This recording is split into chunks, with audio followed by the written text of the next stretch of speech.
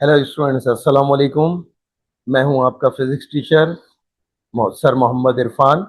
अच्छा बेटा, मैं आज आप लोगों को चैप्टर पढ़ा रहा हूं, वो है एटॉमिक स्पेक्ट्रा। तो ये एम डी कैट और ई कैट दोनों में बड़े मतलब इसके क्वेश्चंस आ रहे होते हैं। बहुत इंपॉर्टेंट चैप्टर है ये।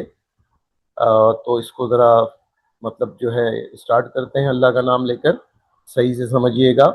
देखिए, असल में ये जो स्पेक्ट्रा है, हम सब जानते हैं कि स्पेक्ट्रा किसे कह रहे होते हैं। हम स्पेक्ट्रा कह रहे होते हैं स्पेक्ट्रम को, ठीक है ना। अच्छा, ये जो चैप्टर है असल में इसका ताल्लुक यूं कह लें कि एटॉमिक स्ट्रक्चर के साथ है। एटम में हमें पता है कि शुरू में डिस्कवरीज हुई थी, इलेक्ट्रॉन, प्रोटॉन, न्यूट्रॉन। बाद में मामला ये आया था कि उनकी पोजीशन, यानी किस तरह से वो एटम के अंदर अलाइंड होते हैं या अरेंज होते हैं, उनका आपस में क्या एक दूसरे से इंटरेक्शन होता है, उनकी पोजीशन क्या होती है, उनका रिलेशन क्या होता है। तो बाद में इसके लिए काम किया गया था। और इस काम के लिए आपने पढ़ा है कि मुख्तलिफ मॉडल्स आए थे, जिसे हम क्या कहते हैं, एटॉमिक मॉडल्स। और उन एटॉमिक मॉडल्स में शुरू में जाहिर है कि रेक्टिफाई होते होते एक फाइनल फर्निश फॉर्म में हमें एटम से रिलेटेड जो है ना सही मालूमात मिली। तो उसमें एटम से रिलेटेड जो हमें मालूमात हम तक पहुंची या हम तक मिली, उसमें यूं कह लें कि स्पेक्ट्रम का बड़ा रोल है। स्पेक्ट्रम की वजह से एटम को समझने में हमें काफ़ी आसानी हुई। इस वजह से इस चैप्टर को हम एटॉमिक स्पेक्ट्रा के नाम से पढ़ते हैं कि स्पेक्ट्रम की मदद से जो है हम एटम को समझने के काबिल हुए, और एटम को समझने में हमारी स्पेक्ट्रम ने बड़ी मदद की। अच्छा, इटसेल्फ स्पेक्ट्रम क्या है, तो अभी तो मैं, यानी कि जाहिर है कि स्पेक्ट्रम आप लोगों ने पहले देखा भी है, पढ़ा भी है।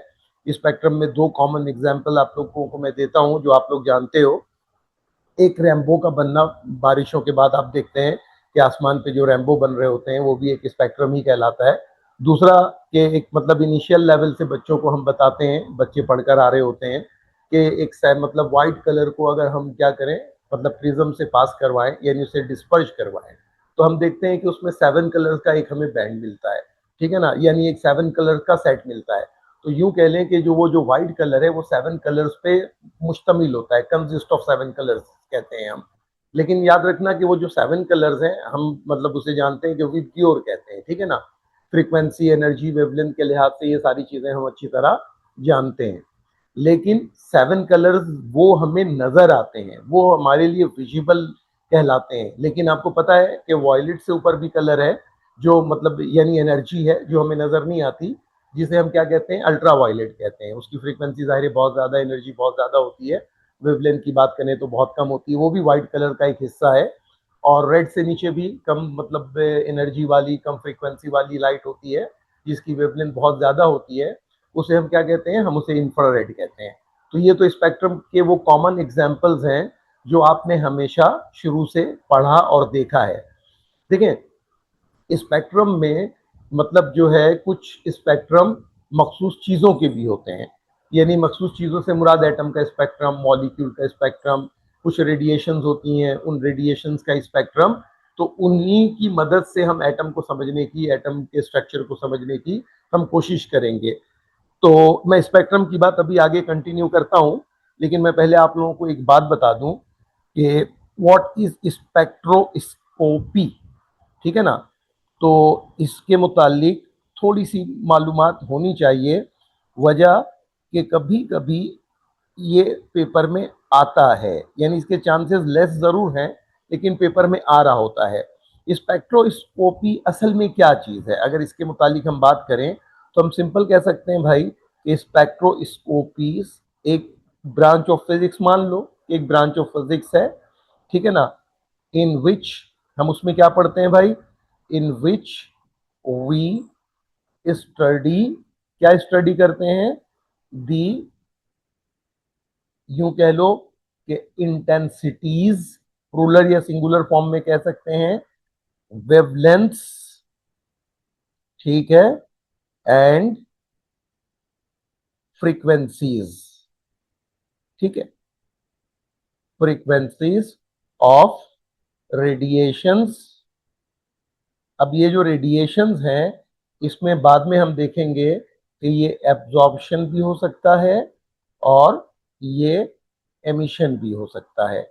यानी यूं कह लो कि स्पेक्ट्रोस्कोपी फिजिक्स का वो ब्रांच है जिसमें हम क्या करते हैं हम मुख्तलिफ रेडिएशन, मुख्तलिफ एनर्जी या मुख्तलिफ लाइट्स के बारे में, ठीक है ना, हम उसकी इंटेंसिटी, उसकी फ्रीक्वेंसी, उसकी एनर्जी, उनका आपस में रिलेशन, ये हम पढ़ रहे होते हैं। तो फिजिक्स के इस ब्रांच को हम क्या कहते हैं? फिजिक्स के इस ब्रांच को हम कहते हैं कि ये क्या है? स्पेक्ट्रोस्कोपी है। तो ये स्पेक्ट्रोस्कोपी, स्पेक्ट्रम की स्टडी भी कह सकते हो कि स्पेक्ट्रोस्कोपी में ही हम स्पेक्ट्रम की क्या कर रहे होते हैं? स्टडी कर रहे होते हैं। अब यहाँ पर हम थोड़ी सी बात करते हैं किसकी? स्पेक्ट्रम की या स्पेक्ट्रा की। देखें, स्पेक्ट्रम या स्पेक्ट्रा, आप यूं कह लें कि स्पेक्ट्रम या स्पेक्ट्रा, इसके मेजर दो टाइप्स होते हैं। पहला तो क्या हो जाएगा? आप यूं कह लें कि एब्जॉर्प्शन हो जाएगा, ठीक है, और दूसरा जो है वो हो जाएगा एमिशन। अब ये एब्जॉर्प्शन और एमिशन अंडरस्टूड है कि ये स्पेक्ट्रम है या स्पेक्ट्रा है। एब्जॉर्प्शन स्पेक्ट्रा और एमिशन स्पेक्ट्रा। एब्जॉर्प्शन में क्या होता है कि लेट सपोज ये कोई हमारे पास एक मॉलिक्यूल है, ठीक है ना, एक एटम है, हम इसे कुछ एनर्जी देते हैं, एब्जॉर्ब करवाते हैं। यहाँ पर कोई स्क्रीन है, तो हम नोटिस क्या करते हैं कि इस स्क्रीन के ऊपर हमें कुछ कलर्स यानी वेवलेंथ कह लें कि हमें यहाँ नजर आ रही होती है कि स्क्रीन के ऊपर ये कलर, उसके बाद ना एक डार्क स्पेस मिलता है, फिर उसके बाद एक डिफरेंट और कलर नजर आएगा, फिर उसके बाद डार्क स्पेस मिलेगा। तो हुआ क्या है यहाँ पर? हुआ यह है कि ये जो डार्क स्पेसेस नजर आ रही हैं, इसका मतलब ये वाली एनर्जी एटम ने क्या कर लिया है? एब्जॉर्ब कर लिया। और जो एब्जॉर्ब नहीं कर पाया वो यहाँ स्क्रीन तक हमें मिला, और वो कुछ वेवलेंथ को इसमें, मतलब डिफरेंट वेवलेंथ इंक्लूड है ना लाइट या एनर्जी के, तो इस एटम ने कुछ वेवलेंथ को क्या कर लिया? एब्जॉर्ब कर लिया, और कुछ को इसने एब्जॉर्ब नहीं किया, वो हमें स्क्रीन पर नजर आ गया। यानी स्क्रीन से मुराद कि यहाँ पर फोटोग्राफिक प्लेट है जिसपे स्पेक्ट्रम को देखते हैं, उसको हम स्क्रीन भी कह सकते हैं, तो हमें वो नजर आया। तो ये कहते हैं कि यहाँ पर कुछ वेवलेंथ मिसिंग होगा जो रियल लाइट में या रियल एनर्जी के पास होगी, तो इसको कहते हैं, ये कौन सा स्पेक्ट्रा मिल रहा है हमें? हमें मिल रहा है ये, यानी एब्जॉर्प्शन स्पेक्ट्रा। अच्छा, दूसरा क्या होता है कि जब आपने किसी एटम को एनर्जी दी तो बाद में यही एनर्जी ये एटम रिलीज भी करता है।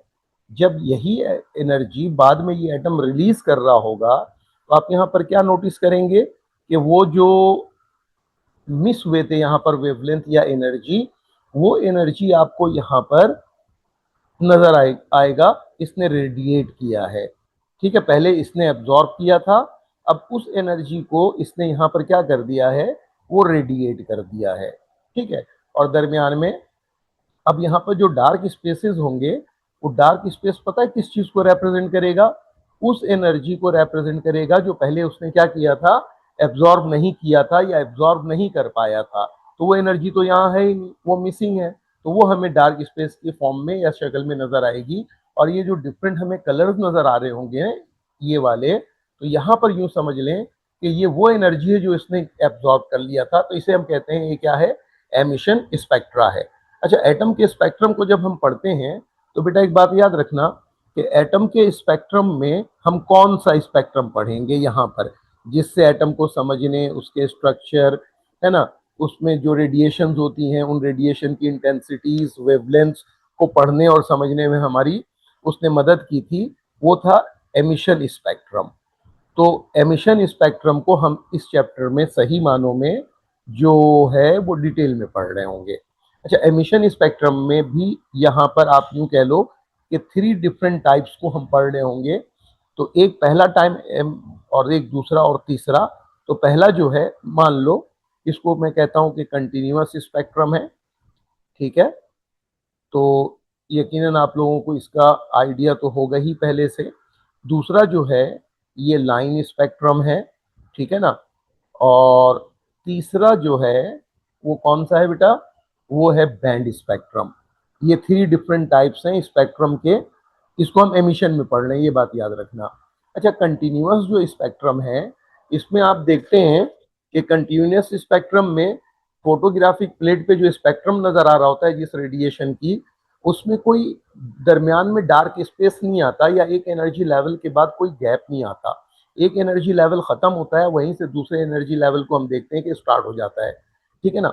अब एग्जाम्पल में वही समझ लो जो अभी मैं रैम्बो की बात कर रहा था, या मैं अभी जो बात कर रहा था किसकी, ये अपना रैम्बो के अलावा सेकंड एग्जाम्पल क्या दिया था मैंने, ये व्हाइट कलर को जब आप प्रिज्म से पास करते हैं तो ये स्पेक्ट्रम मिलता है, वो बेसिकली क्या है, कंटिन्यूअस स्पेक्ट्रम है।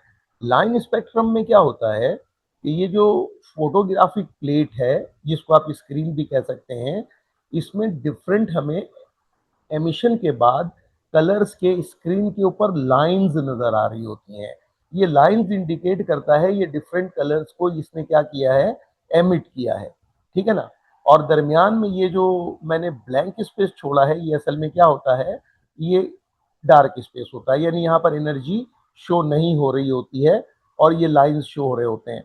अच्छा, ये जो लाइन स्पेक्ट्रम है, ये असल में किसका या किससे हासिल होता है, अब इसी को हम डिटेल में पढ़ेंगे।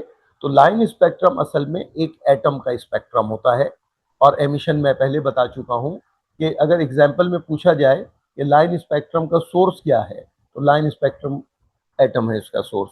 अच्छा, बैंड स्पेक्ट्रम में क्या होता है, बैंड स्पेक्ट्रम में ये जो स्क्रीन है, इसके ऊपर इसी तरह की लाइंस हमें नजर आ रही होती हैं, लेकिन वो लाइन जो है ना, एक लाइन की शक्ल में नहीं होती, बल्कि एक चौड़ी उसकी यूं कह लें कि एक पट्टी बनती है, एक फ्रिंज बनती है। इसी वजह से इसको क्या कहते हैं, हम बैंड कहते हैं। और इसी में इसमें यही है कि ये डिफरेंट कलर्स के हैं जो बन रहे होते हैं, और दरमियान दरमियान में ये डार्क स्पेस भी आ रहा होता है, यानी ये कंटिन्यूअस नहीं होता। ये बात मैं कहना चाह रहा हूँ कि ये कंटिन्यूअस नहीं होता। तो अब ये जो बैंड स्पेक्ट्रम है, इसका सोर्स क्या होता है, या ये बैंड स्पेक्ट्रम कहाँ से मिल रहा होता है, ये मॉलिक्यूल का स्पेक्ट्रम होता है। यानी मॉलिक्यूल जब एनर्जी को रेडिएट करे तो उससे बैंड स्पेक्ट्रम मिल रहा होता है। अच्छा, ये जो कंटिन्यूअस स्पेक्ट्रम है, इसके लिए तो एग्जाम्पल नहीं दिया, इसके लिए जो सबसे बेहतरीन एग्जाम्पल है कंटिन्यूअस स्पेक्ट्रम में, तो याद रखना बेटा कि कंटिन्यूअस स्पेक्ट्रम के लिए सबसे बेहतरीन एग्जाम्पल है ब्लैक बॉडी रेडिएशन। ठीक है ना। कोई भी हॉट बॉडी जिसमें हम ब्लैक बॉडी को आइडियल मानते हैं, अगर उस रेडिएशन को, एक डिवाइस होता है जिसको प्रिज्म की तरह है, कोलीमीटर, उससे पास करवाएं, तो वो इसके स्पेक्ट्रम को फोटोग्राफिक प्लेट के ऊपर क्या करता है, हमें शो कर रहा होता है। तो ये तीन टाइप के डिफरेंट क्या होते हैं, स्पेक्ट्रम होते हैं। ठीक है, तो इसको याद रखिएगा, इससे कोई छोटी मोटी बात एमसीक्यूज की शक्ल में आपसे पूछी जा सकती है। ये अभी हम पढ़ेंगे कि इस स्पेक्ट्रम ने हमारी किस तरह से मदद की थी। अच्छा, अब हम आते हैं सबसे अपने पहले टॉपिक के ऊपर, और वो जो पहला टॉपिक है वो क्या है, वो असल में है, जिसने एटम को समझाने में हमारी मदद की थी, वो था एटॉमिक मॉडल। अच्छा, एटॉमिक मॉडल में हमें मेन जो मॉडल है वो कौन सी है, जो जिसे हमें पढ़ना है, वो है असल में Bohr atomic model. Bohr atomic model पढ़ने से पहले आपको बता दूं, तो इससे पहले भी कुछ मॉडल्स आप लोगों ने पढ़े, डाल्टन का मॉडल था या रदरफोर्ड था।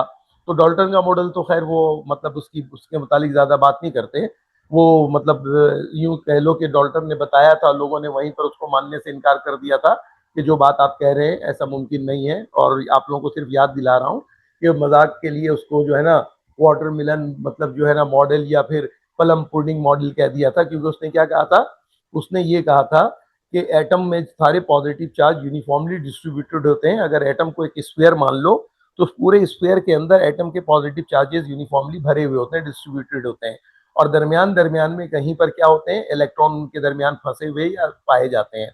यानी कि ये देखें तो बिल्कुल एक तरबूज की तरह था, इसीलिए लोगों ने इसका नाम उसका मजाक उड़ाने के लिए क्या रख दिया था, वाटरमेलन या प्लम पुडिंग मॉडल। तो खैर ये मतलब इलेक्ट्रोस्टैटिकली भी ये बात मुमकिन नहीं है कि इस तरह से चार्जेस की डिस्ट्रीब्यूशन एटम के अंदर हो। अच्छा, उसमें न्यूक्लियस का कोई वजूद भी नहीं था, न्यूक्लियस की उसने कोई बात भी नहीं की थी। तो ये मॉडल तो डाल्टन वाला, मैं सिर्फ नाम लिख देता हूँ, यहाँ इसकी ऐसा जरूरत नहीं है। तो डाल्टन वाला मॉडल तो किसी काम का नहीं था, ठीक है ना, ये डिस्कार्ड कर दिया गया था।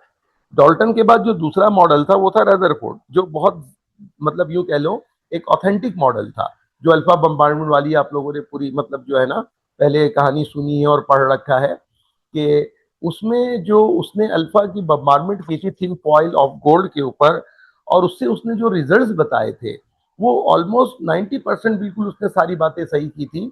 और उसमें उसने क्या कहा था कि एटम का ज़्यादातर हिस्सा एम्प्टी या खाली होता है, तमाम पॉजिटिव चार्जेस कंसंट्रेटेड होते हैं एक सेंट्रल मतलब पोजीशन पे, जिसको बाद में हम जानते हैं कि हम उसको न्यूक्लियस के नाम से पढ़ते हैं।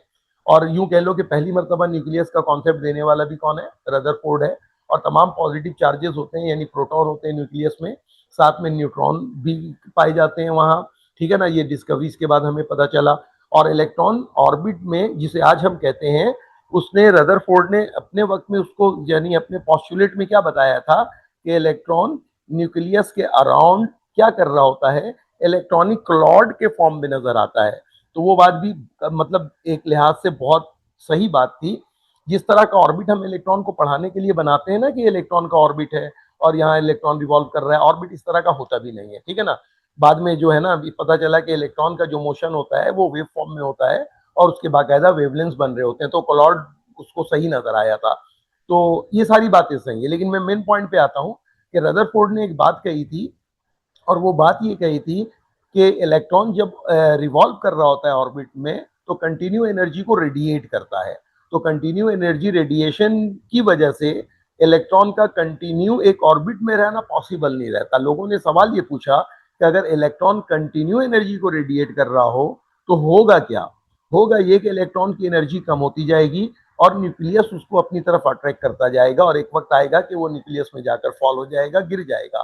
तो इस तरह यूं कह लो कि एटम का पूरा स्ट्रक्चर ही खत्म हो गया और एटम का स्ट्रक्चर बाकी नहीं रहेगा। तो आज तक जितनी चीजें हमें हमारे पास एटम की शक्ल में नजर आती हैं वो इस तरह नजर नहीं आएंगी। लेकिन वो लोगों ने कहा कि ऐसा मुमकिन नहीं है, आप इसको एक्सप्लेन करें। और लेकिन रदरफोर्ड ने ये एक्सप्लेन नहीं किया या नहीं कर पाया। मैं थोड़ा सा बैकग्राउंड बता रहा हूँ आप लोगों को। तो रदरफोर्ड ये फेल हो गया एक्सप्लेन करने में। इस बैकग्राउंड के पीछे ना ये कहानी भी है कि इस चैप्टर का नाम एटॉमिक स्पेक्ट्रा रखा क्यों गया है। तो अब रदरफोर्ड की तकरीबन बातें सही थी लेकिन इसको एक्सप्लेन नहीं कर पाया। आपको पता है कि इसके कुछ जमाने के बाद, यानी ज्यादा नहीं, मैंने चंद सालों के बाद बोहर ने अपना एटॉमिक मॉडल जो है वो उसने लोगों को बताया।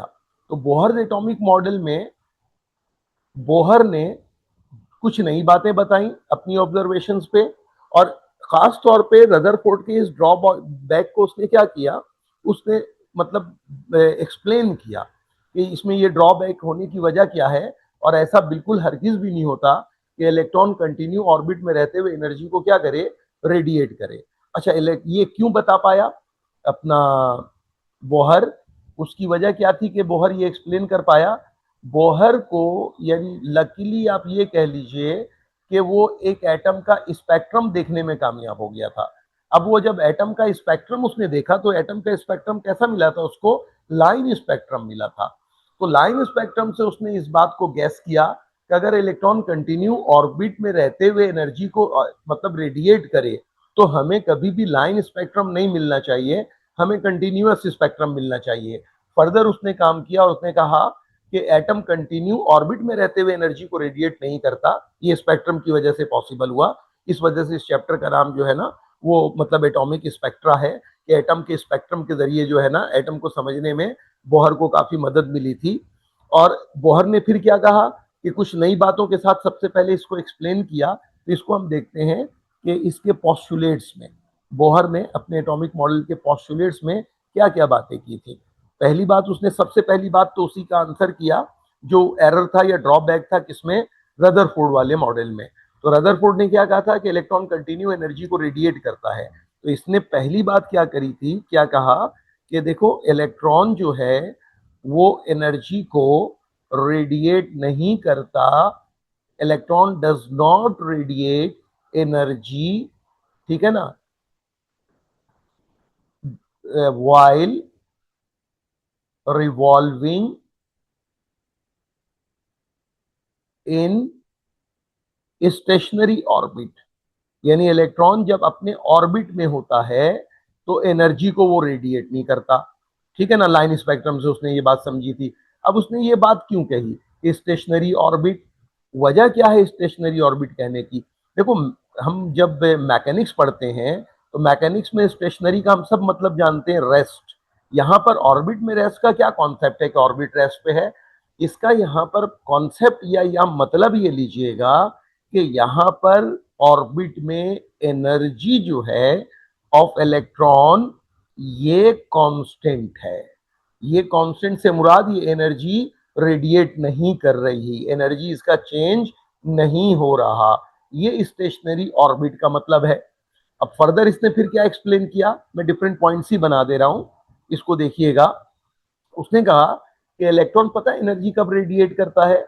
इलेक्ट्रॉन एनर्जी रेडिएट करता है, इलेक्ट्रॉन रेडिएट्स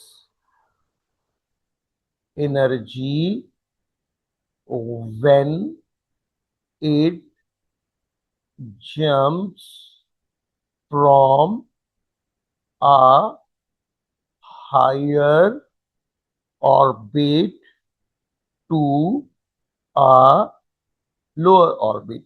यानी इलेक्ट्रॉन जब भी किसी हायर ऑर्बिट से कहा लोअर ऑर्बिट में जंप लगाए तो उस दौरान इलेक्ट्रॉन एनर्जी को रेडिएट करता है। या यूं कह लो कि इलेक्ट्रॉन जब डी एक्साइटेड होता है, या यूं कह लो कि एटम जब डी एक्साइटेड होता है। देखो हम जानते हैं कि जैसे लेट सपोज कि ये न्यूक्लियस है, ठीक है ना, और इसमें पॉजिटिव चार्जेस हैं। न्यूक्लियस के सराउंडिंग में ये डिफरेंट ऑर्बिट्स हैं, लाइक फर्स्ट ऑर्बिट, ये सेकेंड ऑर्बिट, ये थर्ड ऑर्बिट, ये डिफरेंट ऑर्बिट्स हैं। अब इलेक्ट्रॉन को जब आप एनर्जी देते हो या एटम को जब एनर्जी देते हो, एब्जॉर्ब करवाते हो, तो होता क्या है, एक लोअर ऑर्बिट का इलेक्ट्रॉन एनर्जी को एब्जॉर्ब करके जंप लगा के कहां चला जाता है? किसी हायर ऑर्बिट में, ठीक है ना। जैसे फर्स्ट का सेकंड थर्ड फोर्थ इस तरह से किसी भी हायर ऑर्बिट में चला जाएगा। सेकंड का थर्ड फोर्थ डिपेंड करता है उसको कितनी एनर्जी मिल रही है। अगर उसको मतलब एक फर्स्ट ऑर्बिट का इलेक्ट्रॉन सेकंड में गया या सेकंड का थर्ड में गया, ठीक है ना, वहां पर उसको फर्दर एनर्जी मिल गई तो वो और ऊपर चला जाता है। अगर एनर्जी नहीं मिली तो याद रखना ये वापस लौट के पलट के आता है उसी अपने ओरिजिनल ऑर्बिट में, जिस ऑर्बिट से ये जंप लगा के कहां जाता है? ऊपर। ये होता है कब है? जब इसे एनर्जी देते हैं। इसको कहते हैं हमने एक्साइटेड कर दिया एटम को। अब इलेक्ट्रॉन जब वापिस आता है, डी एक्साइटेड होता है, एटम जब डी एक्साइटेड होता है तो उतनी ही एनर्जी ये क्या करेगा? रेडिएट करेगा जितनी एनर्जी ये एब्जॉर्ब करके ऊपर गया है। तो एनर्जी को एक्सप्लेन किया कि इलेक्ट्रॉन एनर्जी सिर्फ उस वक्त रेडिएट करेगा जब एक हायर ऑर्बिट से जंप लगा के कहां आएगा? लोअर ऑर्बिट में। और जब लोअर ऑर्बिट से इलेक्ट्रॉन हायर में जाता है तो एनर्जी एब्जॉर्ब करता है, और ऑर्बिट में इलेक्ट्रॉन जब रिवॉल्व करता है तो उस वक्त एनर्जी को ये रेडिएट नहीं करता। ये असल में मेन यूं कह लो कि आंसर था या क्लियरिफिकेशन थी कि रदरफोर्ड के मॉडल में जो ड्रॉबैक था उसका। और ये मुमकिन हुआ लाइन स्पेक्ट्रम को ऑब्जर्व करने के बाद, जो हर एटम से जब उसने लाइन मतलब स्पेक्ट्रम उसकी रेडिएशन का देखा तो लाइन स्पेक्ट्रम मिला, ठीक है ना। वो अलग बात है कि डिफरेंट एटम के वो जो लाइंस थे वो कलर्स डिफरेंट थे, क्योंकि सबकी रेडिएशन की सेम वेवलेंथ या एनर्जी या फ्रीक्वेंसी नहीं होती है, डिफरेंट होती है।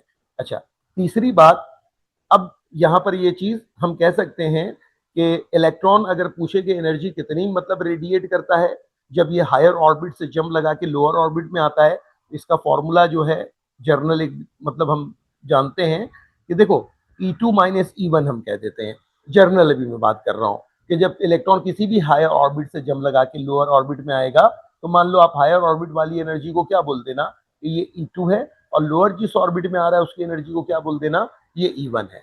तो इन दो ऑर्बिट्स के दरमियान इलेक्ट्रॉन जो ट्रांजिशन करता है, ट्रांजिशन का मतलब ऑर्बिट चेंज कर रहा है, जंप लगा के किसी भी हायर ऑर्बिट से नीचे अगर आ रहा है तो उन दो ऑर्बिट्स के दरमियान जो एनर्जी का डिफरेंस है उतनी ही एनर्जी वो रेडिएट करेगा, चूंकि जब ऊपर गया था ना तो उतनी ही एनर्जी एब्जॉर्ब करके ऊपर गया था।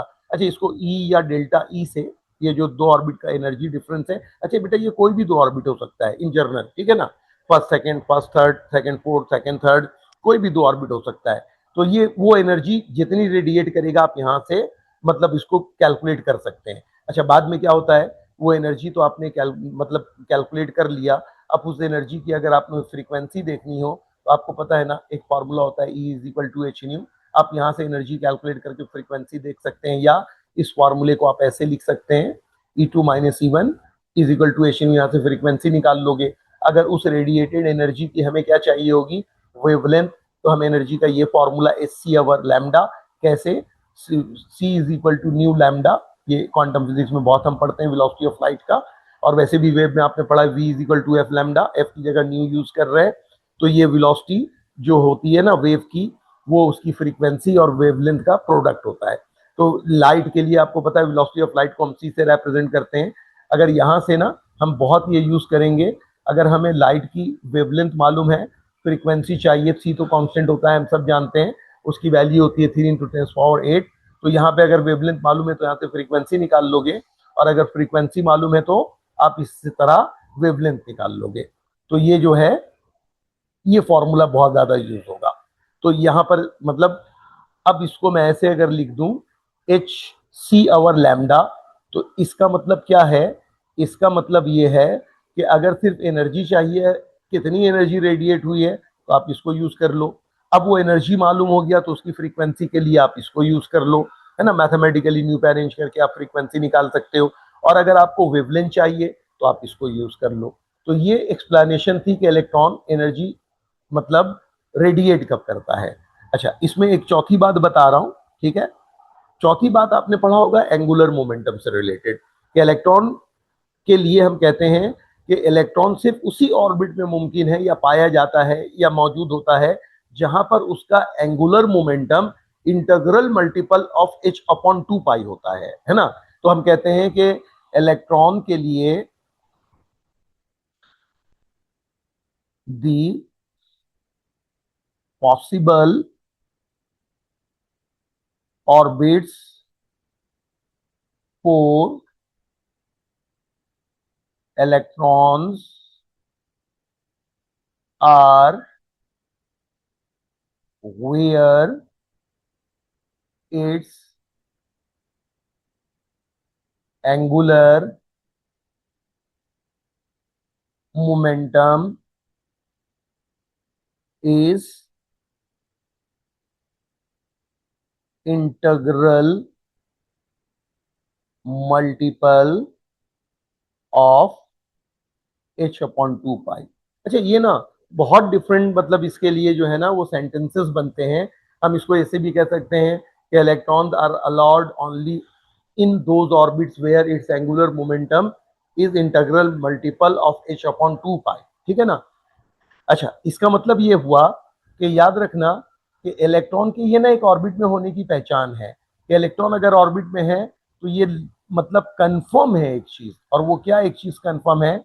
लेट सपोज अगर इलेक्ट्रॉन फर्स्ट ऑर्बिट में है, तो बेटा मेरा एक बात याद रखना कि इलेक्ट्रॉन अगर फर्स्ट ऑर्बिट में है तो उसका एंगुलर मोमेंटम h/2π होगा। अगर इलेक्ट्रॉन अपने सेकेंड ऑर्बिट में है तो याद रखना सेकेंड ऑर्बिट का मतलब उसके पास एंगुलर मोमेंटम h/2π का 2 टाइम होगा, ठीक है ना। इंटीग्रल मल्टीपल आप लोग जानते हो, इंटीजर से मल्टीप्लाई करो किसी भी एक नंबर को तो जो पूरी एक सीरीज बनती है उस सीरीज को हम इंटीग्रल मल्टीपल कहते हैं। जैसे 5 का इंटीग्रल मल्टीपल है तो 1 2 3 4 5 6 इस तरह मल्टीप्लाई करते रहो तो उसका इंटीग्रल मल्टीपल बन जाएगा। अगर ये थर्ड ऑर्बिट है, ठीक है ना, तो यहां पर इलेक्ट्रॉन का एंगुलर मोमेंटम 3 टाइम होना चाहिए। ये है इसकी ऑब्जर्वेशन, किसकी? बोहर की। यानी इलेक्ट्रॉन अगर ऑर्बिट में है, इलेक्ट्रॉन अगर रिवॉल्व कर रहा है, ऑर्बिट की यूं कह लो कि पोजीशन है, इलेक्ट्रॉन के ऑर्बिट होने की पहचान है या ऑर्बिट की पहचान है कि वहां पर इलेक्ट्रॉन का एंगुलर मोमेंटम लाजमी क्या होगा? h/2π के बराबर होगा। अच्छा देखो, एंगुलर मोमेंटम को हम L से रिप्रेजेंट करते हैं और इस पॉस्टुलेट को मैथमेटिकली हम ऐसे लिखते हैं h/2π, ठीक है ना। अच्छा, फर्स्ट ऑर्बिट में जो है, अगर इसको मैं यहाँ पर ये एन लिख दूं सब स्क्रिप्ट में। अच्छा, यहाँ पर एन को आप ऑर्बिट नंबर भी कह सकते हैं और इसको वैसे भी हम चाहें तो इसको हम क्या कह सकते हैं, यानी principal quantum number, orbit number को। बहरहाल ये ऑर्बिट नंबर है सिंपल। पहले ऑर्बिट का जो इलेक्ट्रॉन है इसके एंगुलर मोमेंटम की वैल्यू 100% h/2π के बराबर होगा। अच्छा, बाद में ना एक बात बता दूं कि डी ब्रॉगली ने इसको कंफर्म भी किया था इस बात को, और इस बात को उसने प्रूफ भी करके दिखाया था। और डी ब्रॉगली ने जो अपना एक वो दिया था ना कॉन्सेप्ट, याद है डी ब्रॉगली का कॉन्सेप्ट क्या था? कि डी ब्रॉगली का कॉन्सेप्ट ये था जिसको हम कहते हैं एक मैटर वेव की तरह बिहेव कर सकता है, कंडीशन के लाइटेस्ट पार्टिकल मास के लिहाज से कम मास हो और उसकी वेलोसिटी एक्स्ट्राऑर्डिनरी ज्यादा हो। तो जिस तरह उसके जहन में ये बात कैसे आई थी कि जिस तरह हम पुराने लोगों ने क्या किया था, पुराने लोगों से मुराद जो कुछ अरसे पहले पार्टिकल नेचर लोगों ने डिस्कवर किया था, उन्होंने एक वेव नेचर लाइट का था, उसमें पार्टिकल नेचर को उसने डिस्कवर किया। यानी वेव नेचर में पार्टिकल नेचर छुपा हुआ था। एक जमाने तक लोगों को ये बात पता नहीं थी, लेकिन कुछ एक्सपेरिमेंट्स के बाद, जैसे कॉम्पटन इफेक्ट है, फोटो इलेक्ट्रिक इफेक्ट है, इस तरह के बहुत सारे एक्सपेरिमेंट्स हुए, है ना, और उसके बाद ये कंफर्म हो गया कि पार्टिकल नेचर मतलब एग्जिस्ट करता है लाइट के अंदर। अब डी ब्रॉगली ने क्या सोचा था कि अगर एक वेव नेचर वाली चीज में पार्टिकल छुपा हुआ था और पार्टिकल नेचर उसका कंफर्म हुआ, तो पार्टिकल के अंदर भी फिर वेव नेचर होना चाहिए। तो उसने उस पर काम किया और वो कामयाब भी हुआ। और उसने कहा कि एक पार्टिकल वेव की तरह बिहेव कर सकता है, एक पार्टिकल में वेव नेचर होता है, लेकिन कब? जब उस पार्टिकल का मास बहुत कम हो और उसकी वेलोसिटी बहुत ज्यादा हो। जाहिर है, वेव डी ब्रॉगली वेवलेंथ आपने पढ़ा है ना, h upon m v de Broglie wavelength का फॉर्मूला है। ऐसे मैं यहाँ पे मेंशन कर दे रहा हूँ, ये वेवलेंथ है, डी ब्रॉगली वेवलेंथ कहते हैं। और डी ब्रॉगली वेवलेंथ का मतलब याद रखना बेटा, वेवलेंथ ऑफ लाइट नहीं है, वेवलेंथ ऑफ एनी वेव नहीं है जो पहले से एग्जिस्ट कर रहा था। ये वेवलेंथ ऑफ क्या है? मैटर है, जो कि वेव नेचर को शो कर रहा था, है ना। कंडीशन थी कि उसका मास बहुत कम और उसकी वेलोसिटी बहुत ज्यादा। इलेक्ट्रॉन पे काम करके भी दिखाया। जाहिर है कि मैं उस तरफ इतने डिटेल में नहीं जाऊंगा। यहां बता क्यों रहा हूं, यहां बताने की वजह क्या है? ये वाली जो बात है ना, इसको डी ब्रॉगली ने ये कहा था कि इलेक्ट्रॉन का ऑर्डर जो है ना ऑर्बिट में रिवॉल्व करने का 10⁻⁶ है, यानी जो कि एक अच्छी खासी है, मीटर पर सेकेंड।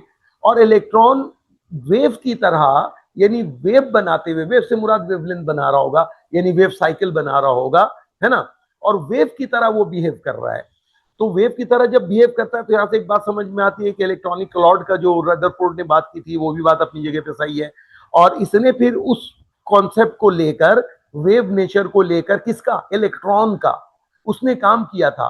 और उसने इस काम के दौरान उसी के फॉर्मूले से, वो काम हम कर सकते हैं, जरूरत नहीं है, उसी के काम के जरिए उसने क्या किया था, ये साबित करके दिखा दिया था कि मतलब इलेक्ट्रॉन के पहले ऑर्बिट का जो एंगुलर मोमेंटम है वो किसके बराबर है? h अपॉन 2 पाई के बराबर है। दूसरे ऑर्बिट का angular momentum 2 time of h upon 2 पाई के बराबर है। तीसरे ऑर्बिट का angular momentum 3 time of h upon 2 पाई के बराबर है, ठीक है ना। और वो उसको इससे प्रूफ हम भी कर सकते हैं, लेकिन अभी जरूरत नहीं है इसकी, हमें ठीक है पॉस्टुलेट याद रखना है। अच्छा, दूसरे ऑर्बिट का जो एंगुलर मोमेंटम होगा बेटा मेरा, वो क्या होगा? इस वैल्यू का 2 टाइम होगा। ये अगर है तो इलेक्ट्रॉन दूसरे ऑर्बिट में है, अगर नहीं है तो बेटा इलेक्ट्रॉन दूसरे ऑर्बिट में नहीं है। अगर इलेक्ट्रॉन तीसरे ऑर्बिट में है तो उसका angular momentum h upon 2 time का 3 पाई टाइम होगा, एंड सो ऑन। समझ आ रही है बात? अच्छा, अब ये जो h अपॉन 2 पाई है, इसकी वैल्यू होती क्या है? ठीक है ना। तो h अपॉन 2 पाई की वैल्यू, आप इसको सॉल्व करके देखना, ठीक है ना। मैं वैल्यू डायरेक्ट लिख रहा हूं। h की वैल्यू हम सब जानते हैं, 6.63 10⁻34 जूल सेकंड इसका यूनिट है। और 2 और पाई, ये दोनों वैल्यूज रख के इसको डिवाइड करना, तो देखना ये जो h अपॉन 2 पाई की वैल्यू है, ये वैल्यू आपको मिलेगी। एक्सपोनेंट को मत छेड़ना, 6.63 एक्सपोनेंट -34 है, वही रहने देना। बस वो जो 6.63 है ना, उसको क्या कर देना, उसको डिवाइड कर देना। किससे डिवाइड कर देना?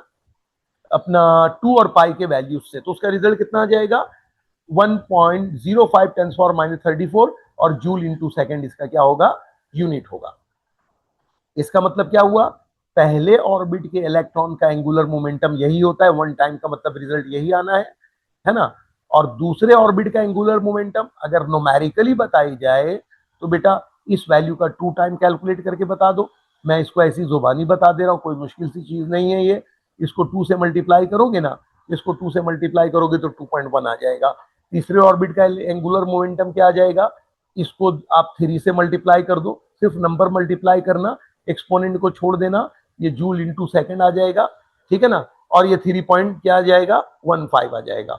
तो ये बहरहाल ये एंगुलर मोमेंटम है। अच्छा, एक बात और बता दूं, ये जो h अपॉन 2 पाई है, इसको हम सम टाइम h कट से भी रिप्रेजेंट करते हैं, ठीक है ना। सिर्फ h तो हमें पता है प्लांक कांस्टेंट है, कहीं पर अगर h कट लिखा हुआ हो तो समझ जाना कि h कट का मतलब वहां पर क्या लिखा हुआ है? h अपॉन 2 पाई, और इसकी वैल्यू क्या है? 1.05 और एक्सपोनेंट -34। अब इसको इस तरह भी हम लिखते हैं कि जर्नल कि किसी भी ऑर्बिट के एंगुलर मोमेंटम को ln से लिख दो, और जर्नल उस ऑर्बिट का नंबर जो भी होगा उसका एंगुलर मोमेंटम उतने टाइम्स h/2 से कैलकुलेट कर लोगे। अच्छा, फिर उसके बाद आप एंगुलर मोमेंटम का फॉर्मूला याद करो। एंगुलर मोमेंटम का फॉर्मूला होता है mvr। तो इस पॉस्टुलेट को आगे इस फॉर्म में भी हम यूज करेंगे। डेरिवेशन तो यहाँ पे हम नहीं करेंगे कंप्लीट, लेकिन डेरिवेशन जब हम करते हैं तो बेटा मेरा इस पॉस्टुलेट को हम यूज करते हैं वेलोसिटी ऑफ इलेक्ट्रॉन को निकालने के लिए।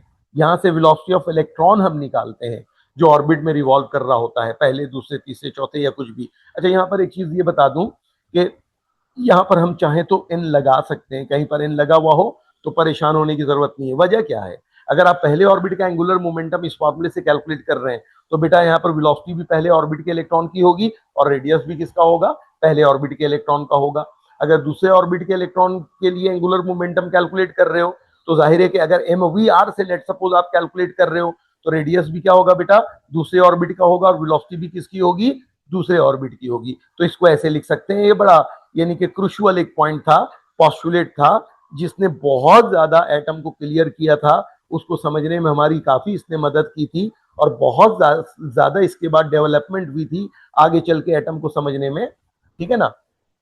तो ये तो बेटा हमने बात कर लिया पॉस्टुलेट्स की। ठीक है, अब हम थोड़ी सी बात करते हैं, ठीक है, किसकी, एटॉमिक मॉडल में रेडियस की, है ना। तो अब हम पढ़ रहे हैं, क्या पढ़ रहे हैं बेटा, रेडियस ऑफ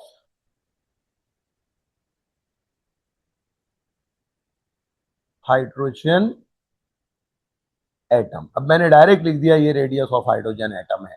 अच्छा, इसी को हम क्या कहते हैं, बोहर्स रेडियस कहते हैं। बोहर के पॉस्टुलेट की मदद से ये रेडियस क्या किया हमने, ड्राइव किया है, मालूम किया है। अच्छा, इसको आगे चल के बताऊंगा। इसी को हम क्या कहते हैं, यानी कहीं पर लिखा हुआ पढ़ लो कि ये जो रेडियस निकालेंगे हर ऑर्बिट के लिए, हम इसको कहेंगे क्वांटाइज रेडियाई। क्वांटाइज के दो मायने होते हैं, आगे देख लीजिएगा, अभी सुन लो सिर्फ। क्या है कि ये तो हर ऑर्बिट का रेडियस फिक्स होता है और एक खास रेशो में होता है ना, रैंडम वैल्यूज नहीं होते। इस वजह से इसको क्वांटाइज वैल्यू माना जाता है कि ये क्वांटाइज वैल्यू है फिक्स होने की वजह से। अच्छा, रेडियस की तो आप लोगों ने देखा है कि पूरी डेरिवेशन है। हम बेटा डेरिवेशन पूरी नहीं करेंगे, हाँ डिस्कशन जरूर करेंगे, क्योंकि इन पॉइंट्स को आगे हम बहुत सारी जगहों पे क्या करते हैं, यूज करते हैं, तो इसलिए हम इसको डिस्कस करते हैं।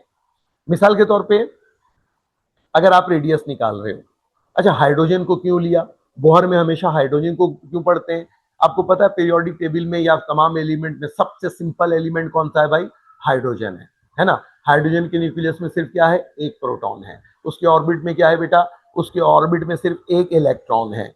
अगर आप एक एटम के किसी भी यानी कि इनके मतलब पार्टिकल जो अंदर होते हैं उनका रिलेशन अगर आप देखना चाहें तो हाइड्रोजन से देखकर आप उसके रिजल्ट को बाद में इंप्लीमेंट बाकी दूसरे एटम्स के ऊपर कर सकते हो। तो पढ़ने के लिहाज से आसान है, समझने के लिहाज से आसान है, लेकिन जो इंटरेक्शन या बिहेवियर इलेक्ट्रॉन प्रोटॉन के दरमियान है, तादाद एक हो या एक से ज्यादा हो, हर जगह एक ही जैसा रहता है। और उन चीजों को फिर बाद में हम आराम से इसके रिजल्ट से क्या कर सकते हैं, कंपैरिजन में समझ सकते हैं। तो सिर्फ बहुत सिंपल एटम होने की वजह से हाइड्रोजन एटम को लेकर मतलब क्या किया, बोहर ने रेडियस या एनर्जी के कॉन्सेप्ट को दिया। अच्छा, अब एक बात और भी है कि हाइड्रोजन एटम में तो सिर्फ, क्योंकि आप लोग पहले भी पढ़ चुके हो, ठीक है ना, अभी दोबारा पढ़ रहे हो, हाइड्रोजन एटम में सिर्फ एक ऑर्बिट होता है। लेकिन आपको पता है जब हम स्पेक्ट्रा पढ़ते हैं, स्पेक्ट्रल लाइन सीरीज पढ़ते हैं, तो हम लाइमन, बामर, पास्टियन, ब्रैकेट, फंड और उसके अलावा भी हम इन्फिनाइट ऑर्बिट तक की बात करते हैं। तो ऐसा क्यों है, तो याद रखना कि जो बोहर्स का हाइड्रोजन एटम है, पढ़ने के लिए उसमें इन्फिनाइट रेडियस कंसीडर किया गया है। तो बोहर में जो हाइड्रोजन एटम पढ़ोगे उसका radius, number of radius infinite मानना, वजह कि उसके रिजल्ट को बाद में हम किसी भी दूसरे रियल एटम के ऊपर क्या कर सकें, इंप्लीमेंट कर सकें। तो बोहर के इन्फिनाइट रेडियाई का ये सबसे बड़ा एडवांटेज हुआ या होगा कि बाद में उसके रिजल्ट को किसी दूसरे एटम पर हम इंप्लीमेंट कर लें। अगर एक ही रेडियस मान के काम करेंगे तो बेटा दूसरे एटम में तो दूसरा भी, तीसरा भी, चौथा भी है, तो इस रिजल्ट को वहां इंप्लीमेंट नहीं कर सकेंगे। तो यहाँ पर कितने हैं, इनफाइनाइट रेडियाई हैं, एक बात ध्यान में रखना। अच्छा, इसमें होता क्या है, आपको पता है कि इसके न्यूक्लियस में सिर्फ एक प्रोटॉन, मैं ये दिखा रहा हूं, देखो कि न्यूक्लियस में सिर्फ एक प्रोटॉन। अच्छा, इसके ऑर्बिट को देखो, तो इसके ऑर्बिट में सिर्फ एक इलेक्ट्रॉन, सही, इसके ऑर्बिट में सिर्फ एक इलेक्ट्रॉन। तो ये इसका न्यूक्लियस, एक प्रोटॉन, ऑर्बिट में सिर्फ एक इलेक्ट्रॉन, आपको पता है। अच्छा, इस नजरिए से बच्चे अक्सर इस चीज को बहुत कम देखते हैं। मैं जब ये बात बताता हूं, मैंने ये देखा है बच्चों का रिएक्शन, ये थोड़ा सा हैरान होते हैं कि सर ये क्या बात कर रहे हैं, यानी वो ऐसा लगता है कि इस अंदाज में इस बात को वो पहली मर्तबा सुन रहे हैं कि ये जो बेटा जितने भी ऑर्बिट्स में इलेक्ट्रॉन रिवॉल्व कर रहे होते हैं ना, वो असल में न्यूक्लियस के बनाए हुए इलेक्ट्रिक फील्ड के अंदर होते हैं, है ना। सोचो कि आप लोगों ने इलेक्ट्रोस्टैटिक में पढ़ा है ना भाई, पॉजिटिव चार्ज है, चाहे पॉइंट चार्ज हो या फिर क्या है, स्फीयर है, तो इसके सराउंडिंग में ये पूरा एक फील्ड बनता है ना। अब इस फील्ड के अंदर कोई भी दूसरा चार्ज आ जाए, आइदर पॉजिटिव और नेगेटिव, तो ये इसको रिपेल भी कर सकती है और ये इसको अट्रैक्ट भी कर सकती है, शर्ते के फील्ड के अंदर हो। तो ये न्यूक्लियस देखो हाईली पॉजिटिव होता है या नहीं होता, तो उसका तो अपना एक फील्ड होगा ना, क्योंकि वो पॉजिटिव चार्ज है, जस्ट लाइक चार्ज स्फीयर। हाँ, वो अलग बात है, स्फीयर में चार्ज डोमिनेंट यानी कि एक्युमुलेट होता है कहां पर भाई, आउटसाइड द स्फीयर, यहाँ पर इनसाइड द न्यूक्लियस होता है, लेकिन उसका फील्ड बना हुआ है। अब होता क्या है, ये जितने ऑर्बिट्स आप देखते हो बेटा, ये सारे ऑर्बिट्स कहाँ हैं, ये सारे ऑर्बिट्स फील्ड के अंदर है, किसके, न्यूक्लियस के इलेक्ट्रिक फील्ड के अंदर है। तो बेटा मेरा हर ऑर्बिट में क्या मौजूद है, इलेक्ट्रॉन। आप रियल एटम्स को भी यहाँ पे कंसीडर कर लो जिसमें एक से ज्यादा ऑर्बिट है, तो ये न्यूक्लियस इसको अपनी तरफ क्या करेगा, अट्रैक्ट करेगा, कंटिन्यू फोर्स लगाएगा, और ये फोर्स कौन सी होगी, इलेक्ट्रोस्टैटिक फोर्स होगी, जो फोर्स बिटवीन टू चार्जेस होता है, यानी कि सिंपल कह लो तो ये कूलम फोर्स है। तो बेटा इन दोनों के दरमियान ये कूलम फोर्स है। अच्छा, इन दोनों के दरमियान इस डिस्टेंस को क्या कंसीडर करते हैं हम, आर। यही आर है जो कि न्यूक्लियस का यानी कि पॉजिटिव यानी प्रोटॉन और ऑर्बिट में मौजूद इलेक्ट्रॉन के नेगेटिव यानी के दरमियान ये यानी मतलब ऑर्बिट का रेडियस भी बन जाता है। अच्छा, वैसे कूलम्स लॉ के लिहाज से कहें तो एक चार्ज Q1 होता है, दूसरा Q2। ये जो जर्नल बात करूं तो किसी भी एटम के न्यूक्लियस के चार्ज को हम क्या लिखते हैं, ZE। Z क्या होता है, हम सब जानते हैं कि Z जो होता है वो होता है बेटा एटॉमिक नंबर। Z क्या है, एटॉमिक नंबर। अच्छा, एटॉमिक नंबर असल में हमें मालूम है कि ये न्यूक्लियस में नंबर ऑफ प्रोटॉन को कहते हैं। इलेक्ट्रॉन प्रोटॉन बराबर होते हैं, लेकिन प्रोटॉन की तादाद या नंबर को हम एटॉमिक नंबर मानते हैं, ठीक है ना, ठीक। अच्छा, अब क्या है, उसको Z से रिप्रेजेंट करते हैं। अगर किसी न्यूक्लियस में एक प्रोटॉन है तो बेटा उस न्यूक्लियस का टोटल चार्ज एक प्रोटॉन के बराबर होगा। अच्छा, इलेक्ट्रॉन या प्रोटॉन दोनों के चार्ज को हम E से रिप्रेजेंट करते हैं, 1.6 × 10⁻⁹ कूलम। अगर न्यूक्लियस में 2 प्रोटॉन है तो बेटा उसका चार्ज 2E होगा। न्यूक्लियस में बेटा मेरा 3 प्रोटॉन है तो उसका चार्ज 3E होगा, और 4 इलेक्ट्रॉन है तो उसका चार्ज क्या होगा, 4E होगा, ठीक है ना। और 5 इलेक्ट्रॉन है तो एंड सो ऑन। और हमें पता है कि ये पॉजिटिव होगा, क्या होगा, ये पॉजिटिव होगा। तो ये ZE मैंने लिखा है जर्नल, न्यूक्लियस का चार्ज। और दूसरा जो चार्ज है ये तो इलेक्ट्रॉन है, ये तो है ही E। अच्छा, अब कूलम्स के एस्पेक्ट में देखो तो ये Q1 है और ये Q2 है, एक कूलम फोर्स। और यही कूलम फोर्स इसको मजबूर करती है कि ये रिवॉल्व करे। इलेक्ट्रॉन के पास अपना एक पोटेंशियल एनर्जी होता है जो उसको न्यूक्लियस में गिरने से या आने से बचाता है, और यही कूलम फोर्स उसके लिए बाद में क्या बन जाता है, उसके लिए यही कूलम फोर्स बन जाता है उसका सेंट्रीपिटल फोर्स। फिर हम क्या करते हैं, मैं सिर्फ हिंट दे रहा हूं, आप इस कूलम फोर्स को लेते हैं, इस कूलम फोर्स को लेते हैं, इनके दरमियान F, इसको इलेक्ट्रोस्टैटिक फोर्स कह रहा हूं, अभी बता दूंगा रीजन। ये K Q1 Q2 upon R square. अब ये जो Q1 और Q2 है बेटा, Q1 का मतलब दोनों में से एक न्यूक्लियस का चार्ज मान लो, Q2 इलेक्ट्रॉन का चार्ज मान लो, यही Q1 और Q2 है। R दोनों के दरमियान डिस्टेंस और यहाँ पर रेडियस मान लो, ये आ जाएगा ZE square upon R square. ये थोड़ा सा ये इतना काम मैं क्यों कर रहा हूं, मैं इसके पीछे भी रीजन बता दूं। असल में पता है क्या करूंगा मैं, यहाँ पर मैं शुरू में ही Z की जगह E रख दे, सॉरी Z की जगह 1 रख देता हूं। क्यों, क्योंकि मैंने पहले से माइंड बनाया हुआ है कि मुझे यहाँ पढ़ना ही क्या है, हाइड्रोजन एटम, और हाइड्रोजन एटम के न्यूक्लियस में एक प्रोटॉन होता है, तो बेटा उसका चार्ज नंबर क्या होता है, 1। तो ये Z की जगह अगर मैं 1 रख दूंगा तो ये फोर्स रिड्यूस होकर क्या आ जाएगा, Fe²/r²। सही है। हाँ, एक बात है जहन में रखना कि जो रिजल्ट आ जाए ना, तो उस रिजल्ट में जहां कहीं ई नजर आए, क्या नजर आए, ई, तो एक बात समझ लेना कि कभी दूसरे आइटम के ऊपर अगर इस रिजल्ट को आपने इंप्लीमेंट करना है, तो रिजल्ट में जहां ई नजर आएगा ना, बस उसके साथ जेड लगा देना। अब जिस एटम को बाद में, इस रिजल्ट को जिस एटम के लिए यूज करना है, उसका एटॉमिक रख के इस रिजल्ट को उसके लिए क्या कर सकते हो, इस्तेमाल कर सकते हो। लेकिन यहां पर किसी मकसद के तहत हम सिर्फ किसको पढ़ रहे हैं, हाइड्रोजन एटम को पढ़ रहे हैं। तो बेटा सिर्फ हाइड्रोजन एटम के लिए मैं शुरू में ही जेड की जगह मैं क्या मैंने रख दिया 1। अच्छा, ये जो मैंने लिखा है ई लिखा है, याद रखना बेटा, ये इलेक्ट्रोस्टैटिक फोर्स है, ठीक है, कूलम फोर्स है। पता है यही फोर्स उसके लिए क्या बन जाता है, सेंट्रीपिटल। सेंट्रीपिटल फोर्स इटसेल्फ कुछ नहीं होता, आप लोगों को पता है, कोई फोर्स होती है जो बॉडी को, जिसकी वजह से बॉडी मजबूर हो जाती है कि वो सर्कुलर पाथ पे मूव करे, तो वो फोर्स उसके लिए क्या बन जाया करती है, वो फोर्स उसके लिए सेंट्रीपिटल बन जाया करती है, ठीक है ना।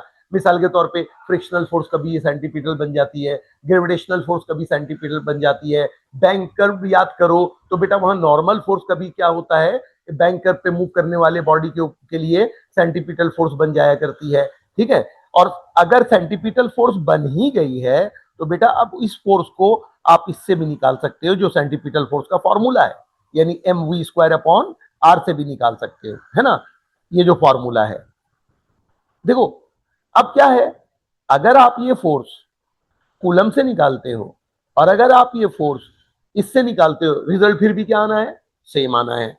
क्यों, सेंट्रीपिटल फोर्स बन गया और बना यही है, इलेक्ट्रोस्टैटिक ही है, तो दोनों का रिजल्ट सेम रहेगा। अब बाद में आप जो भी डेटा अवेलेबल हो, जो आसानी हो, जहां से चाहें आप इसको क्या कर सकते हैं, कैलकुलेट कर सकते हैं। बस इसमें इतना याद रखो, चूंकि इन पॉइंट्स को हमें आगे यूज करना है, बाद में मैं आपको बता दूं कि हम इन दोनों को कंपेयर करते हैं, कंपेयर करके आगे बढ़ते हैं, है ना। उस कंपैरिजन का ये रिजल्ट एक स्टेप में मैं लिख के दिखा देता हूं, mv²/r, डेरिवेशन पूरा नहीं करवाऊंगा बेटा मेरा, ठीक है ना, ke²/r², और यहां से फिर r निकालते हैं। फिर आपको पता है आगे चल के हम यहां पर क्या करते हैं, असल में मेरा दिल नहीं मानता ना डायरेक्ट रिजल्ट लिखने को, तो थोड़ा थोड़ा दरमियान की चीजों को बता रहा हूं, ये बाद में हमारे काम भी आ जाएगा और आपको आपकी डेरिवेशन भी याद आ जाएगी, ठीक है ना। फिर हम ना इस तीसरे पॉस्टुलेट को यूज करते हैं, सॉरी, हम ये जो वेलोसिटी है इलेक्ट्रॉन की, वो हम निकालते हैं, डेरिवेशन में यूज होता है, आप लोगों ने देखा है। मैं डेरिवेशन को स्केप कर करके करवाते नहीं है, तो लेकिन इसकी जरूरत पड़ेगी हमें आगे, तो मैं ये सारी बातें आपको याद भी दिला दे रहा हूं, आप लोगों को याद भी आ जाएगा। ये थर्ड पॉस्टुलेट हमने यूज किया था, क्या यूज किया था, MVR, एंगुलर मोमेंटम, NH/2 पाई, ठीक है, NH/2 पाई। और यहां से हमने वेलोसिटी निकाला था बेटा मेरा, और यहां से वेलोसिटी क्या निकाला था, NH/2 पाई तो पहले से है, और वेलोसिटी के बाद यहां पर m और r, मास ऑफ इलेक्ट्रॉन, और ये है, ये बस याद रखना, आगे हम इसको यूज करेंगे। ये वेलोसिटी ऑफ इलेक्ट्रॉन निकला था। फिर हमने वेलोसिटी वगैरह रखकर फाइनली एक रेडियस का फॉर्मूला बनाया था, जिसको हमने कहा था कि रेडियस ऑफ ऑर्बिट है। मैं यहां तक आप लोगों को पहुंचाना चाह रहा था, और वो रेडियस ऑफ ऑर्बिट का फॉर्मूला बेटा मैं लिख दे रहा हूं डायरेक्ट, तो वो आप लोग देख लेना। ये फॉर्मूला होता है N²H², 4 पाई² M/k/e²। ये था वेलोसिटी ऑफ रेडियस का फॉर्मूला, जो पूरी डेरिवेशन के आया, हम के बाद आया था, हम इसकी बात करेंगे अभी। अच्छा, अब इसमें गौर करो, अगर मैं किसी भी ऑर्बिट के लिए रेडियस निकालना चाहूं तो क्या है, मैं यहां से कैलकुलेशन करूंगा। और यहां पर एक चीज नोटिस करो, क्या, एक चीज नोटिस करो कि ये जो चीज है ना, क्या, अपना ये है ना, सिर्फ इसकी मदद से हम जिस ऑर्बिट की एनर्जी को निकाल रहे हैं उसको आइडेंटिफाई करेंगे। सिंपल सी बात है ना, पहले ऑर्बिट की एनर्जी निकालोगे तो एन की वैल्यू 1 रखोगे, दूसरे ऑर्बिट की एनर्जी निकालोगे तो एन की वैल्यू 2 रखोगे, तीसरे ऑर्बिट की एनर्जी निकालोगे तो एन की वैल्यू क्या रखोगे, 3 रखोगे। लेकिन एक चीज नोटिस करो, आप जिस ऑर्बिट की भी एनर्जी निकालो तो बेटा मेरा ये जो सारे वैल्यूज हैं इनमें कोई चेंजिंग नहीं होने वाली। हर मर्तबा ये वैल्यू आपको हर ऑर्बिट में क्या करना पड़ेगा, कैलकुलेट करना पड़ेगा, है ना ऐसा। तो हर मर्तबा इसको आप लोग कैलकुलेट करोगे तो क्या करें, आप लोगों को पता है क्या करना चाहिए। हम ऐसा करते हैं, अगर मैं हर मर्तबा फर्स्ट ऑर्बिट में, सेकंड में, थर्ड में ये पूरे फॉर्मूले को बार बार इस्तेमाल करते रहें तो बेटा मेरा हम खुद इरिटेट हो जाएंगे कि हम ये कर क्या रहे हैं। तो इसके लिए हम करते क्या हैं, इस वैल्यू को एक ही मर्तबा अलग से कैलकुलेट कर लेते हैं, यानी एच स्क्वायर, ये 4 पाई स्क्वायर, ये एम और के ई स्क्वायर को, ताकि बार बार क्या हो, हमें ये डिफरेंट रेडियाई के लिए ये कैलकुलेशन रिपीट ना करना पड़े। अच्छा, जब इस कैलकुलेशन को हमने किया तो इसका दो रिजल्ट बेटा मैं चाहूंगा कि आप लोग याद रखो। एक रिजल्ट तो इसका ये था कि 0.53, और जब 0.53 था तो पता है इसके साथ एक्सपोनेंट में क्या आया था, इसके साथ एक्सपोनेंट में आया था -10। अच्छा, इसमें सारे वैल्यूज जो हम रखते हैं बेटा वो एसआई यूनिट में रखते हैं, याद रखना। ये एच है प्लैंक कांस्टेंट, यूनिट याद करो, जूल इनटू सेकंड, 6.63 एक्सपोनेंट -34। पाई तो चलो कांस्टेंट है, ये एम था, एम क्या है, मास ऑफ इलेक्ट्रॉन, ये बेटा मेरा ये एम है, मास ऑफ इलेक्ट्रॉन, जाहिर केजी में हम रखते हैं 9.1 एक्सपोनेंट -31 के। कूलम कांस्टेंट, तो कूलम कांस्टेंट की वैल्यू 9 × 10⁹ न्यूटन मीटर स्क्वायर पर coulomb square. E charge of electron, आपको पता है चार्ज ऑफ इलेक्ट्रॉन का कूलम यूनिट यूज होता है और वो एसआई में यूनिट है ना, वरना इलेक्ट्रोस्टैटिक यूनिट वगैरह सीजीएस में अलग है, ठीक है। अच्छा, अब एक बात और बता दूं, ये वाला जो पोर्शन है ना बेटा मेरा, ये वाला पोर्शन जरा इसको गौर कीजिएगा, जो बात मैं कहना चाह रहा हूं, कभी हो सकता है कि पेपर में आपको इस तरह से कंफ्यूज कर दिया जाए। ये जो पोर्शन है ना, ये वाला पोर्शन है ना, ये वाला पोर्शन यहाँ पर, इसको जरा गौर से देखो। इसमें बेटा इस पूरी कैलकुलेशन में कहीं पर एप्सिलॉन नॉट नहीं है। वजह, शुरू से हमने जो डेरिवेशन की है ना वो के की वैल्यू को लेकर किया है, लेकिन सम टाइम अब हो सकता है ऑप्शन में ये रेडियस वाला फॉर्मूला आपको दे दे। जब ये रेडियस वाला आपको फॉर्मूला देगा ना तो हो सकता है उसमें एप्सिलॉन नॉट नजर आए। अच्छा, जब एप्सिलॉन नॉट नजर आएगा ना तो एक बात याद रखना, फिर के नजर नहीं आएगा। समझ गए, के क्यों नजर नहीं आएगा, के नजर ना आने की वजह क्या है कि वो शुरू में कूलम लॉ में के की जगह क्या लेकर उसने पूरी डेरिवेशन की होगी, 1/4 पाई एप्सिलॉन नॉट। हमने तो के लेकर किया है, लेकिन मैं बता रहा हूं कि अगर आपको यहां पर कहीं से भी के नजर, एप्सिलॉन नॉट नजर आ जाए पूरे रिजल्ट में, कहीं पर भी के नजर आ जाए और एप्सिलॉन नॉट आपको जो है ना के नजर आ जाए, सॉरी, और के नजर नहीं आए, तो आप उसको वेरीफाई कैसे करोगे कि कौन सा रिजल्ट सही है। तो ये वाला जो रिजल्ट है ना, कोशिश करो इसको याद कर लो, बस इसमें के की जगह क्या रख देना, 1/4 पाई एप्सिलॉन नॉट रख के देख लेना, जो भी सिंप्लीफाई होके बचेगा एप्सिलॉन नॉट के फॉर्म में वही रिजल्ट आ रहा होगा। तो एक छोटी सी बात है, तो मतलब इसको हो सके तो याद कर लो, उम्मीद है आप लोग याद कर लोगे। अच्छा, एक रिजल्ट तो बेटा मेरा ये आया था, ठीक है ना, इसको ध्यान में रखना। अच्छा, इसका एक सेकंड रिजल्ट है, जो दो कॉमन रिजल्ट है मैं उसको डिस्कस कर रहा हूं। ये जो एन स्क्वायर है, इसी में कुछ नहीं, आप पॉइंट मतलब पॉइंट की सिर्फ पोजीशन देखो कि चेंज है और आप समझ सकते हो कि ये क्यों है ऐसा, यानी कि वैल्यू वाइज मैं कह रहा हूं, कॉन्सेप्ट वाइज नहीं। अब जाहिर है कि यहां पर क्या किया आपने, पॉइंट को एक मतलब लेफ्ट पे शिफ्ट किया, तो पावर जो भी होता है उसमें प्लस ऐड होता है, +1 2 3 वो ऐड होता है, और राइट पे शिफ्ट करते हो तो वो माइनस में ऐड होता है। कॉमन ये दो मतलब यूनिट्स हैं जो यूज हो रहे होते हैं, तो इसलिए मैं बता रहा हूं कि ये वाला एक यूज होता है। इसके साथ आप लोग क्या लिखा हुआ देखते हो, 0.53 एंगस्ट्रॉम। अब ये एंगस्ट्रॉम ना बेटा, ये होता है 10⁻⁻10 मीटर, इसको कहते हैं 1 एंगस्ट्रॉम, ठीक है ना। और दूसरा वाला जो रिजल्ट है इसमें जरा देखो क्या लिखा होता है, एन स्क्वायर और इनटू ये जो 0.053 है इसके साथ लिखा होता है नैनोमीटर। अब एक फर्क समझना, angstrom is the unit of length, 10⁻⁻10 metre को एंगस्ट्रॉम कहते हैं, याद रखना। ये नैनो जो है ना, ये बेटा आपको मालूम है प्रीफिक्स है, माइक्रो, नैनो, पीको, फेम्टो, ये सारे प्रीफिक्सेस हैं, ठीक है ना। तो यहां पर -9 की वजह से नैनो बोला है, मीटर नजर आ रहा है अलग से, देख लो। लेकिन ये -10 मीटर स्मॉलेस्ट अगर किसी चीज की लेंथ होती है, जैसे लाइट की वेवलेंथ बहुत कम होती है यूनिवर्स में, छोटी चीजों में, लेंथ वाली चीजों में वेवलेंथ ऑफ लाइट कंसीडर किया जाता है, तो उसके लिए यूनिट बनाया। जैसे हम लार्ज और स्मॉल एनर्जी के यूनिट इलेक्ट्रॉन वोल्ट और किलोवाट आवर बनाते हैं, उसी तरह ये यूनिट बनाया। अच्छा, इसमें एक और भी बात बता दूं, क्योंकि एमसीक्यूज में इस तरह की चीजों से आप लोग परेशान हो जाते हैं। कभी कभी यहां पर देखो, इस वाली जगह पे, इस वाली जगह पे, है ना, आप लोग बोलते भी हैं क्लास में मुझे कि सर ये देखिए यहाँ पर आप -10 बता रहे हैं, और हमारी किताब में, वो केमिस्ट्री का किताब उठा के दिखाते हैं, -8 लिखा हुआ है और उसमें लिखा हुआ है एंगस्ट्रॉम। तो बेटा मेरा याद रखना, उस -8 के साथ सेंटीमीटर लिखा हुआ होगा। अब सुनो, मीटर को सेंटीमीटर में कैसे कन्वर्ट करते हो? By multiplying 100। अब 10⁻10 है, उसको 100 से मल्टीप्लाई करो, 100 का मतलब 10⁻2 से मल्टीप्लाई करो, तो -10 + 2। बस ऐसे जुबानी सुन लो, दायरे ये टॉपिक नहीं है, लेकिन मैं चाह रहा हूं जल्दी में एक मरतबा सुन लोगे, बाद में भले रिपीट करके बार बार सुन के समझने की कोशिश कर लेना, ठीक है ना। तो बेटा जब मीटर को सेंटीमीटर में लाओगे तो 100 से मल्टीप्लाई करोगे, 100 का मतलब 10⁻2 से मल्टीप्लाई करोगे। अब बताओ -10 + 2 जब पावर ऐड करोगे तो -8 सेंटीमीटर आएगा कि नहीं? तो बेटा ये -8 सेंटीमीटर भी एक एंगस्ट्रॉम होता है। अब जब यहां तक ये वाली बात बता दी, तो एक बात और बता देता हूं।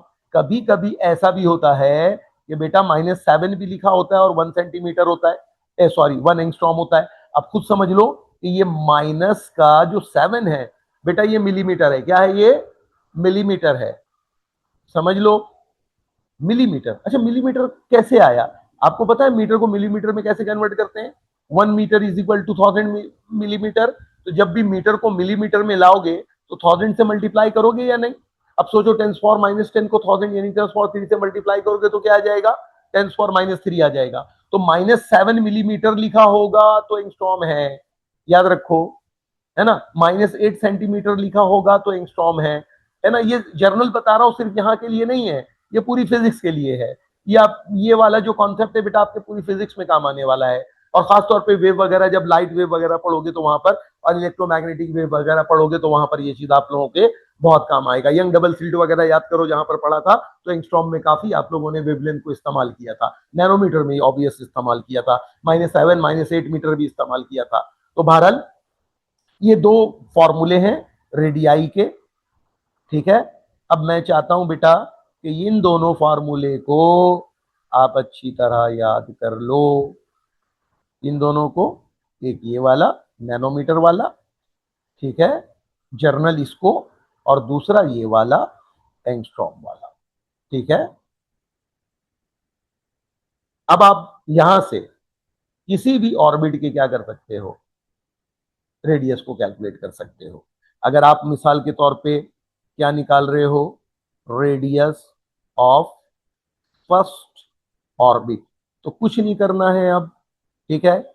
अब आपने बताना है, since we know that r n is equal to n square time of, nanometre वाला लेना है वो ले लो, एंगस्ट्रॉम वाला लेना है वो ले लो। अब फर्स्ट ऑर्बिट का मतलब आप एन की जगह 1 रख दोगे, 1 का स्क्वायर, और आपको पता है कि ये वाली वैल्यू फर्स्ट ऑर्बिट के लिए यही आ जाती है, 0.053, है ना, नैनोमीटर। और एंगस्ट्रॉम में 0.53, ये फर्स्ट ऑर्बिट के लिए ये वैल्यू फर्स्ट ऑर्बिट का रेडियस होगा जो आप कैलकुलेट करोगे, सही है।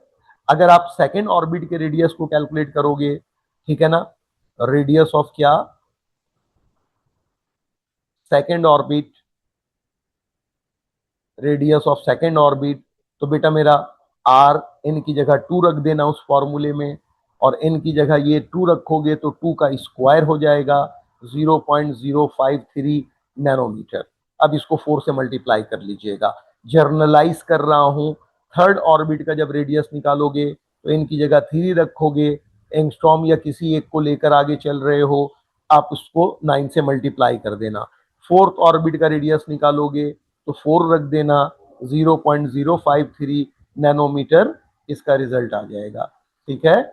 और जब आप फिफ्थ ऑर्बिट का रेडियस निकालोगे तो एन की जगह 5 रख देना, मल्टीप्लाई कर देना 0.053 से, नैनोमीटर इसका यूनिट। अब आप बोलेंगे सर इतनी सारी चीजें क्यों बता रहे हैं?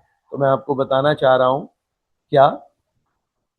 अच्छा, अब यहां से एक चीज देखो, फर्स्ट ऑर्बिट का ये जो यानी सब में कॉमन एक वैल्यू है ना 0.053, ये फर्स्ट ऑर्बिट का भी रेडियस है 0.053 नैनोमीटर में, ठीक है ना। इसको ना सम टाइम एमसीक्यूज बनाने के लिए as a reference r naught कह देते हैं। क्या कह देते हैं? Are not. इस वैल्यू को कहा है, पहले ऑर्बिट का रेडियस R1 ही लिखेगा, याद रखना, लेकिन दूसरे और मतलब क्या कहते हैं वैल्यू को उसने आर नॉट कहा है। अब अगर मैं एक बात पूछूं कि आप ये मुझे बताओ कि पहले, दूसरे, तीसरे, है ना, चौथे, पांचवें, first, second, third, fourth, fifth and so on, इन रेडियाइज का आपस में क्या रेशो है? तो आप क्या बोलोगे कि फर्स्ट ऑर्बिट का जो रेडियस है ना, वो लेट सपोज के रेशो वाइज और सेकेंड ऑर्बिट के साथ उसका 1:4 का रेशो है, थर्ड ऑर्बिट के साथ उसका रेशो 9 का है। फर्स्ट से कंपैरिजन में बात कर रहा हूं। फिर ये 16 टाइम होगा, फिर ये 25 टाइम होगा बेटा, फिर ये 36 टाइम होगा, ठीक है ना। अब सम टाइम पेपर में क्या होता है, अच्छा इसमें एक चीज और कर लो कि इसको ऐसे भी लिख लो। कैसे लिख लो?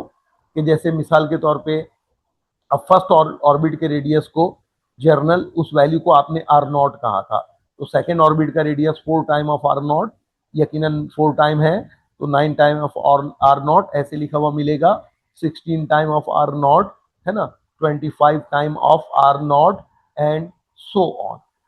अब अगर पेपर में जैसे ना सम टाइम क्या होता है, एक क्वेश्चन आता है कि ये बताएं कि what is the ratio between the radii of first and third, है ना। इसको ऐसे भी बोल सकते हो कि आपने फर्स्ट और थर्ड रेडियाई के दरमियान रेशो, तो यहाँ से कोई मुश्किल नहीं है, आप डायरेक्ट यहाँ से देखो ना तो आपको इसका रेशो नजर आ रहा है 1:9, आप इसको ऐसे लिख सकते हो, यानी 1:9। या फिर आप एक काम और कर सकते हो कि फर्स्ट का रेडियस आर नॉट से रिप्रेजेंट हुआ है और थर्ड का रेडियस क्या है बेटा मेरा 9 टाइम ऑफ आर नॉट, बाद में ये आर नॉट कैंसिल होकर ये वाला रिजल्ट आ जाएगा, ठीक है ना। अच्छा इसमें, अच्छा फर्स्ट से सेकंड का रेशियो 1:4 है, फर्स्ट से थर्ड का 4:9 है, फर्स्ट से मतलब जो है ना सॉरी थर्ड का मतलब 1:9 है, फर्स्ट से फोर्थ का क्या है 16 टाइम ज्यादा है। लेकिन कभी पेपर में ऐसे पूछे, लेट क्या पूछे कि आप मुझे रेशो बताओ between the radii of second and fifth orbit, तो बेटा मेरा सेकंड ऑर्बिट का रेडियस 4r0 है और फिफ्थ का रेडियस 25r0 है, तो ये वाला रेशो जो हो जाएगा 4:25 हो जाएगा। तो अच्छा, बाद में एक बात याद रखना है आपने, इस तरह अगर दो ऐसे रेडियाई के दरमियान रेशो पूछता है जो आपस में कैंसिल हो सकता है, यानी ये जब हम डिवाइड करते हैं तो रेशो में आपको पता है सिंप्लीफाइड वैल्यू बताते हैं, वो कैंसिल करके बता देना। मिसाल के तौर पे अगर आपसे पूछता है कि सेकंड और मतलब ये जो फोर्थ ऑर्बिट है इनके रेडियाई का रेशो, तो बेटा 4/16 आ रहा है या नहीं आ रहा, तो 4/60 का मतलब क्या ले लेना 1/4 रेशो बन जाएगा, है ना। अगर जैसे यहां पर देखो कि ये थर्ड और ये सिक्स के रेडियाई का रेशो अगर पूछे तो ये बेटा 9/16 आ रहा है ना, तो 9×4 = 16 हो जाता है, तो ये 9×4 = 16 है, वो इस तरह से मतलब सिंप्लीफाइड वैल्यू में बताना। अच्छा एक चीज नोट करो कि अगर ये पहला ऑर्बिट है ना, तो पहले ऑर्बिट से दूसरे ऑर्बिट का साइज 4 टाइम ज्यादा है, सही है ना, और तीसरे का 9 टाइम ज्यादा है। यानी जैसे जैसे आगे ऑर्बिट्स में जाते जाओगे दो ऑर्बिट के दरमियान डिस्टेंस गैप बढ़ता जाएगा, है ना।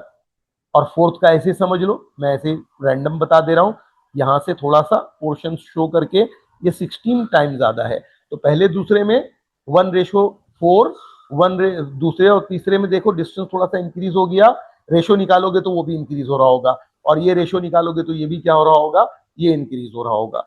तो ये है बेटा क्वांटाइज रेडियाई या रेडियस का कॉन्सेप्ट।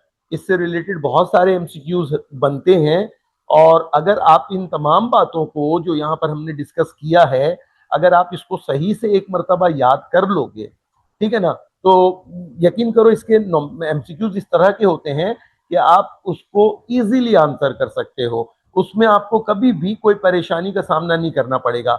यहाँ पर एक चीज और साथ साथ मैं आपको बता दूं, क्या, वेलोसिटी ऑफ इलेक्ट्रॉन। अच्छा अब एक बात सुनो, वेलोसिटी तो हर जगह पढ़ते हैं। अब ये बात अंडरस्टूड है कि बार बार ये बात करने की जरूरत नहीं पड़नी चाहिए कि यार ये वेलोसिटी ऑफ इलेक्ट्रॉन से यहाँ पे क्या मतलब है, क्या पढ़ रहे हैं। तो बोलना ये जो ऑर्बिट में मौजूद इलेक्ट्रॉन्स है ना, हम उनकी वेलोसिटी को पढ़ रहे हैं। तो वेलोसिटी ऑफ इलेक्ट्रॉन का अभी हमने एक फॉर्मूला, ठीक है ना, ये कहीं डिस्कस किया है कि हमने वेलोसिटी निकाला था, किससे निकाला था, जरा आओ देखते हैं कहाँ पर। जर्नल, मैंने कहा था ना, ये देखो ये देखो ये देखो, ये है n h upon two pi m r, n h upon two pi m r. थोड़ा सा ये मतलब आपको हिंट्स दूं ताकि आपको एक चीज समझ में आए ना, डायरेक्ट रट्टा लगाने में ना चीजें भूल जाते हो। इस तरह से मतलब आप लोगों को थोड़ी सी गाइड कर दूं ना, थोड़ा सा हिंट्स दे दूं, तो बेटा बाद में अगर ये चीजें आपके जहन से निकल गई ना, तो आप इसको थोड़ी सी एफर्ट करके ना, मतलब आप आराम से इस फॉर्मूले को रिकॉल कर लोगे, अपने लिए दोबारा बना लोगे बहुत जल्द। ठीक है ना। तो ये जो फॉर्मूला था, क्या था, बातों में तो मैं इतनी देर में मैं खुद भूल गया है ना। तो जरा दोबारा देख लेता हूँ। असल में यहाँ पे टाइम नहीं है ना रिकॉल करने का, बैठ के सोचो।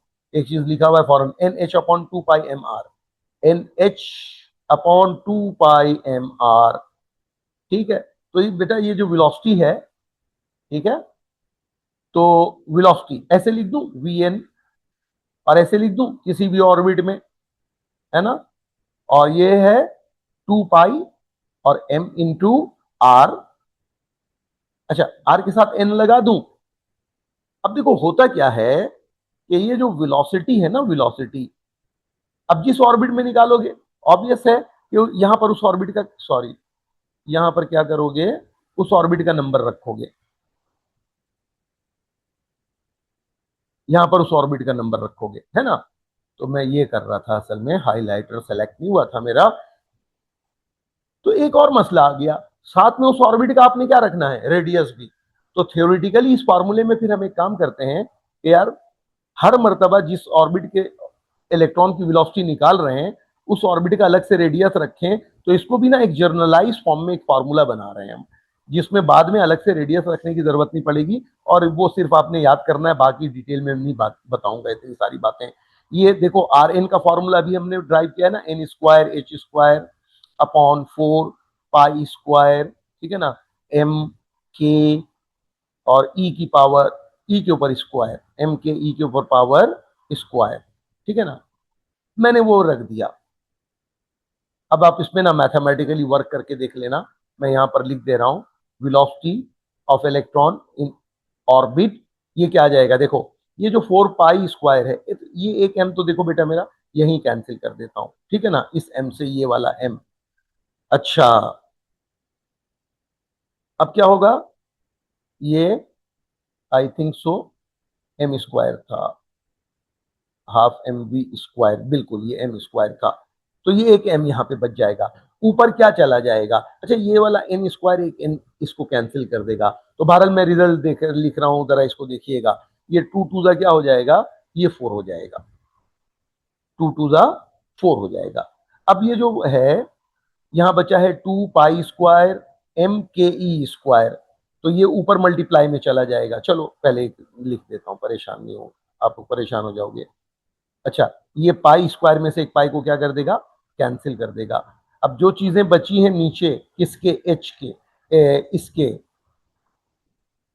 आ, अपना, चलो एच स्क्वायर भी कैंसिल हो रहा था, अगले स्टेप में कर देता हूं। ये आ जाएगा टू पाई फिर एम के ई स्क्वायर, ये मल्टीप्लाई, देखो ये टू, ये पाई, एक एम स्क्वायर में से, और के ई स्क्वायर ये ऊपर चला जाएगा, और नीचे ये बचा। बाद में ये एच कैंसिल हो रहा था, नहीं किया, ये ऊपर आ गया टू पाई एम के ई स्क्वायर, और अपॉन में क्या आ गया, एन इंटू एच। अब यहां पर देखो ये फॉर्मूला बन गया है, असल में क्या मालूम करने का, ये फॉर्मूला बन गया किसी भी ऑर्बिट में, जैसे हमने रेडियस का एक फॉर्मूला बनाया था ना, तो किसी भी ऑर्बिट में इलेक्ट्रॉन की वेलोसिटी को मालूम करने का फॉर्मूला। तो मैं डायरेक्ट एक बात बता दे रहा हूं, इसके नीचे देखो, आप जिस ऑर्बिट में भी इलेक्ट्रॉन की वेलोसिटी निकालोगे, जाहिर है कि यहाँ पर ये प्रिंसिपल क्वांटम नंबर उस ऑर्बिट का बताओगे कि किस ऑर्बिट में इलेक्ट्रॉन की वेलोसिटी निकाल रहे हैं। फर्स्ट ऑर्बिट में इनकी जगह वन रख दोगे, सेकेंड ऑर्बिट में इनकी जगह टू रख दोगे, थर्ड में इनकी जगह थ्री रख दोगे। तो जिस ऑर्बिट में आपको इलेक्ट्रॉन की वेलोसिटी निकालनी होगी, तो यहाँ पर उस ऑर्बिट में आप उस ऑर्बिट के लिए यहाँ पर n की वैल्यू रख दोगे। लेकिन ये सारे वैल्यूज फिर अगेन देखो, गौर करो, ये सारे वैल्यूज यहाँ पर क्या है, ये सारे वैल्यूज कांस्टेंट है। कौन से? ये सारे वैल्यूज कांस्टेंट है। आप जिस ऑर्बिट के लिए भी कैलकुलेशन करोगे, ये कैलकुलेशन आपको हर मर्तबा रिपीट करना पड़ेगा। जब हर मर्तबा रिपीट करोगे तो इरिटेट होगे। तो मैं आपको एक बात बता दूं, इसको एक ही मर्तबा कैलकुलेट करके मैंने रख लिया, यानी कि हमने रख लिया 2.19 इंटू 10⁻6 मीटर पर सेकेंड, ठीक है। और नीचे हमने n को छोड़ दिया, इन सारे वैल्यूज को कैलकुलेट कर लिया n के अलावा। अब इसको आप लोग याद कर लो कि ये एक डायरेक्ट शॉर्टकट बन गया। किसी भी ऑर्बिट में इलेक्ट्रॉन की अगर आपको वेलोसिटी निकालनी है, इस फार्मूले से आप निकाल लोगे। तो यहां पे जरा देखो आप, अगर पहले ऑर्बिट में इलेक्ट्रॉन की वेलोसिटी, अच्छा ये जो 2.19 है ना, लोग अपनी आसानी के लिए बेटा इसको 2.2 भी ले लेते हैं, कभी लिखा हुआ भी नजर आ जाता है, या 2.18 भी ले लेते हैं, ठीक है ना। तो इसको 2.2 ले लो, है ना, लिखा हुआ ये भी नजर आएगा, 2.2 भी होगा। 10⁻6 अगर फर्स्ट ऑर्बिट के लिए निकालोगे तो 2.19 या 2.2 जो भी आपने लिया है, 10⁻6 मीटर पर सेकेंड इलेक्ट्रॉन की वेलोसिटी आ गई। सेकेंड ऑर्बिट में 2 से डिवाइड हो जाएगा, 1.1 हो जाएगा। थर्ड ऑर्बिट में 3 से डिवाइड हो जाएगा। तो इस तरह से हर ऑर्बिट की आप वेलोसिटी निकाल सकते हो। एक टेंडेंसी देखो कि वेलोसिटी का क्या हो रहा है, इस n के साथ इनवर्स रिलेशन है या नहीं, ऑर्बिट के साथ। इसका मतलब क्या है? इसका मतलब ये है कि आप जैसे जैसे ऑर्बिट में कहा जाओगे ऊपर, पहले के बाद दूसरे, दूसरे के बाद तीसरे, तीसरे के बाद चौथे, इलेक्ट्रॉन की वेलोसिटी क्या होता जाएगा, डिक्रीज होता जाएगा, क्योंकि n से डिवाइड हो रहा है। पहले ऑर्बिट की जो भी वेलोसिटी है उसको अगर मैं v नॉट बोल दूं, तो दूसरे ऑर्बिट की वेलोसिटी उसका बिल्कुल हाफ होगा। तीसरे ऑर्बिट की वेलोसिटी उसका बिल्कुल थर्ड, 1/3 से मल्टीप्लाई का मतलब 3 से डिवाइड का मतलब 1/3 होगा। चौथे ऑर्बिट की वेलोसिटी 1/4 होगी, एंड सो ऑन। आप देखो कि जैसे जैसे आप ऊपर जा रहे हो, तो पहले ऑर्बिट की वेलोसिटी से कंपेयर करोगे तो दूसरे, तीसरे, चौथे ऑर्बिट की वेलोसिटी यानी कि n टाइम डिक्रीज होता जाएगा, 1 टाइम, 2 टाइम डिवाइड होने के बाद डिक्रीज होता जाएगा।